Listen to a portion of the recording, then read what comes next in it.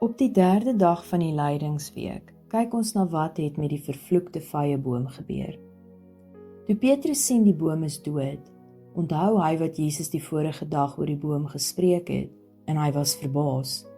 Die disippels kon hulle oë nie glo nie. Jesus het hulle daardie dag die les geleer.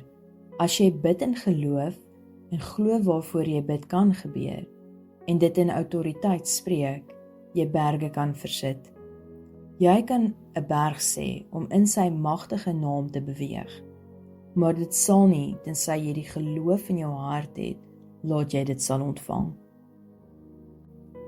Ons het soveel twyfel in onsself, omdat ons vergeet wie agter ons staan.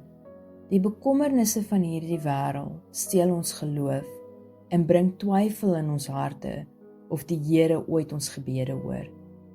Tog sien ons in ander se lewens die wonderwerke gebeur en vra, hoekom hulle, maar nie ek nie?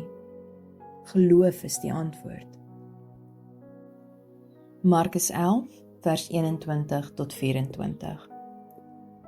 Petrus het onthou wat die vorige dag gebeur het en sê vir hom, Leermeester, die vyeboom wat u vervloek het werklik verdor.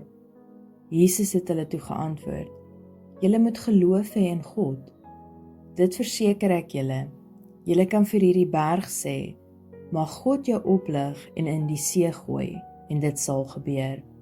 Al wat nodig is dat julle regtig sal glo en nie in julle harte twyfel nie. Daarom verklaar ek vir julle, alles wat julle in die gebed vra, sal julle ontvang, mits julle God daarmee vertrou. As jy vandag se boodskap geniet het, seën iemand anders en deel dit met hulle ook. Ek hoor graag van jou, so deel asseblief in die kommentaar as dit vir jou iets beteken het. En onthou om Smag soos 'n Wildsbok te volg op YouTube en TikTok vir meer.